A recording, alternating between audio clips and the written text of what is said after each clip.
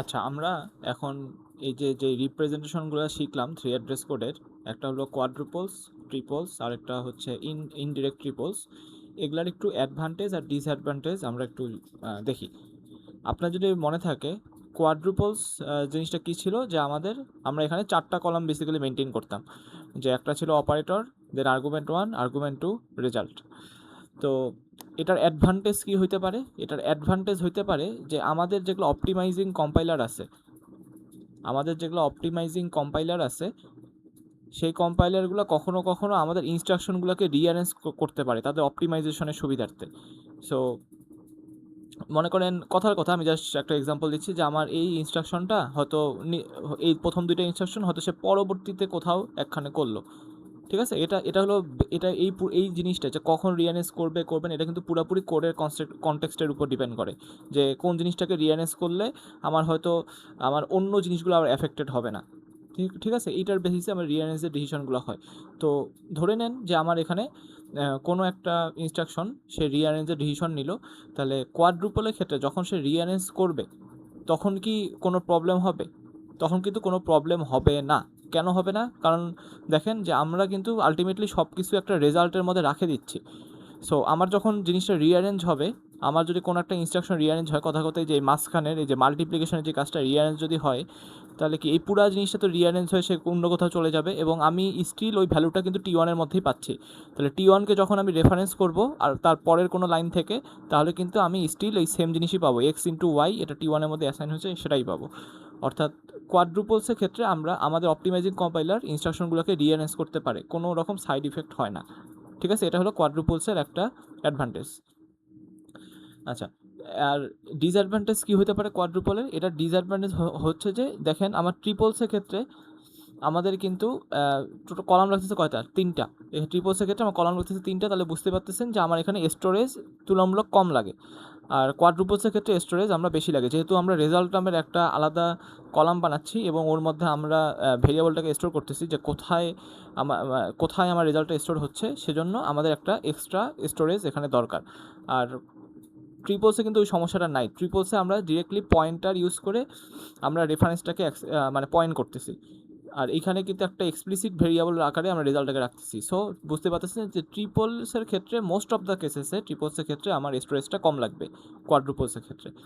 আচ্ছা, এটা হলো তাহলে কোয়াড্রুপলসের ডিসঅ্যাডভান্টেজ হলো স্টোরেজটা বেশি লাগবে, আর এইটা হলো আবার ট্রিপলসের অ্যাডভান্টেজ, যে আমার এখানে স্টোরেজটা কোয়াড্রুপলের থেকে একটু কোয়াড্রুপলের থেকে আমার কম লাগবে।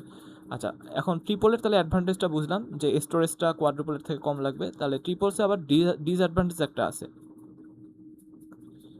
এই জিনিসটা আপনি এইভাবে মনে রাখতে পারেন, যে কোয়াড্রুপলের যেটা অ্যাডভান্টেজ সেটা ট্রিপলে আবার ডিসঅ্যাডভান্টেজ। কোয়াড্রুপলের অ্যাডভান্টেজ কী ছিল? যে অপটিমাইজিং কম্পাইলার আমার এগুলাকে রিঅ্যারেঞ্জ করতে পারতো, ঠিক আছে, ইনস্ট্রাকশনগুলোকে। বাট ট্রিপলসে যদি কোনো ইনস্ট্রাকশন রিঅ্যারেঞ্জ হয়, কথার কথা, আপনি এই T4 অর্থাৎ আপনি এই যে 4 নাম্বার রেফারেন্সকে, অর্থাৎ আচ্ছা আমি এখানে 3 নাম্বার কথা বলি, 3 নাম্বার রেফারেন্সকে অর্থাৎ x/y, এই জিনিসটা মাল্টিপ্লিকেশন যেখানে হয়েছে এইটাকে আপনি চেঞ্জ করে নিচে কোথাও আনলেন। মনে করেন এটা এখন আমার 6 নাম্বার ইন্ডেক্সে আসলো, এই লাইনটা রিঅ্যারেঞ্জ হয়ে এখানে আসলো।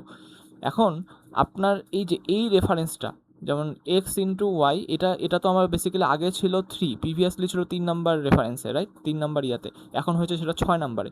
তাহলে আমার পরবর্তীতে যেখানে যেখানে আমার এই 3কে ইউজ করছিল, 3 নাম্বার ইন্ডেক্সকে ইউজ করছিল, আমাকে কিন্তু সেগুলো সবগুলোকে চেঞ্জ করতে হবে।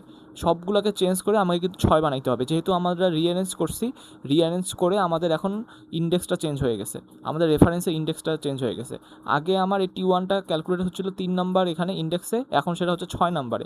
তাহলে আগে যারা 3 নাম্বার ইন্ডেক্সকে ইউজ করতো, এর পরের কোনো লাইনে সেটা কিন্তু 6 নাম্বার করতে হবে, তাই না? তাহলে বুঝতে পারতেছেন যে এখানে অনেক একটা বড় রকমের একটা কমপ্লেক্সিটি অ্যারাইজ করবে।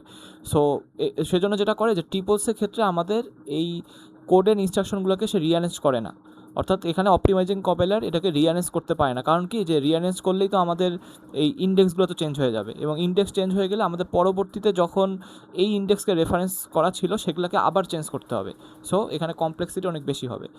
সেজন্য সহজ কথায় হলো ট্রিপলসের ক্ষেত্রে আমরা এগুলাকে রিঅ্যারেঞ্জ করতে পারি না, জাস্ট ফর ইন্ডেক্সিংয়ের কারণে, যেহেতু আমরা এই ইন্ডেক্সটাকে আমরা রেফারেন্স আকারে আমরা পরবর্তীতে ইউজ করছি, সেজন্য আমরা এটাকে চেঞ্জ করতে পারি না। আর কোয়াড্রুপলসের ক্ষেত্রে সেটা পারি, এই জন্য এটা কোয়াড্রুপলস হলো অ্যাডভান্টেজ, আর ট্রিপলসের হলো এটা ডিসঅ্যাডভান্টেজ, যেহেতু করতে পারি না। আচ্ছা, ট্রিপলসের এই সমস্যাটাকে যে আমরা রিঅ্যারেঞ্জ করতে পারি না, এই সমস্যাটাকে সমাধান করতে হলো ইনডিরেক্ট ট্রিপলস। তো ইনডিরেক্ট ট্রিপলস কীভাবে সমাধান করছে? ইনডিরেক্ট ট্রিপলসে দেখেন আমরা কিন্তু ওই ইন্ডেক্সের করসপন্ডিং আমরা কিন্তু ইনস্ট্রাকশন নাম্বারটা বা কোনো একটা রেফারেন্স নাম্বার রাখে দিই, মানে আমরা আরেকটা ম্যাপিং রেখে দিই। ওটা ইনস্ট্রাকশন নাম্বার হইতে পারে বা কোনো একটা পয়েন্টার টেবিলের কোনো একটা ইন্ডেক্স হইতে পারে, ঠিক আছে? বেসিক্যালি তো এগুলো তো আসলে লিস্ট অফ পয়েন্টার, আমরা এখানে যেটা করছি এগুলো বেসিক্যালি কি একটা লিস্ট অফ পয়েন্টার।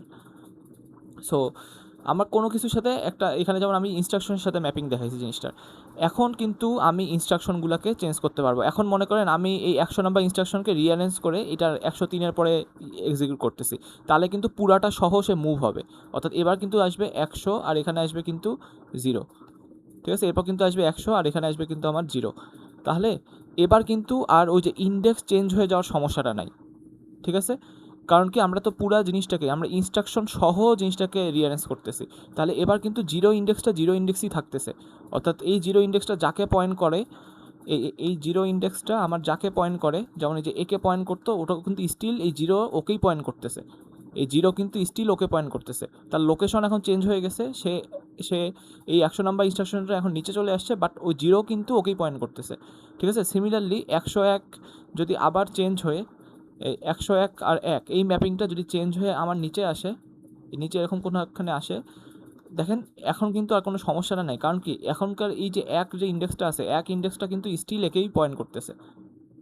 তাহলে ইনডিরেক্ট ট্রিপলস হইলো আমার ওই ট্রিপলসের ওই সমস্যাটাকে সমাধান করে, যে এখানে আমার এখন যেহেতু আমি একটা ইনস্ট্রাকশনের সাথে ম্যাপিং আনছি, সো এখন কম্পাইলার চাইলে ইনস্ট্রাকশনগুলোকে রিঅ্যারেঞ্জ করতে পারে, বাট যখন রিঅ্যারেঞ্জ করবে তখন হলো আমার ইন্ডেক্সটা চেঞ্জ হবে না, আমার তো তখন পুরো জিনিসটাই পেয়ার আকারে আমার জিনিসটাকে চেঞ্জ করতেছে, ঠিক আছে? পেয়ার আকারে আমার জিনিসটাকে সরাচ্ছে।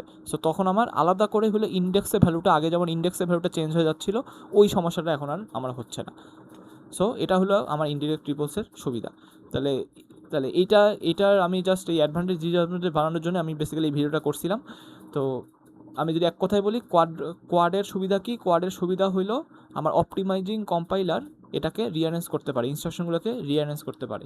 এটার ডিসঅ্যাডভান্টেজ কি?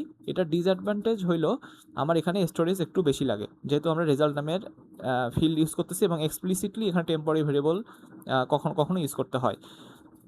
আচ্ছা, দেন ট্রিপলসের সুবিধা কি? ট্রিপলসের সুবিধা হলো যে এখানে স্টোরেজ একটু কম লাগে, যেটা ছিল আমার কোয়াডের ডিসঅ্যাডভান্টেজ।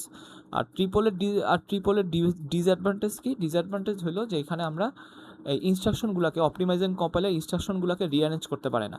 যদি করতো তাহলে হলো আমাদের রেফারেন্স নাম্বারগুলো চেঞ্জ হয়ে যাইতো, ঠিক আছে? এটা হলো ট্রিপলের অসুবিধা। আর ট্রিপলের এই অসুবিধা, যেটা রিঅ্যারেঞ্জ করতে পারে না ইনস্ট্রাকশনগুলোকে, সেটা সমাধান করছে কি ইনডিরেক্ট ট্রিপলস। কীভাবে সমাধান করছে?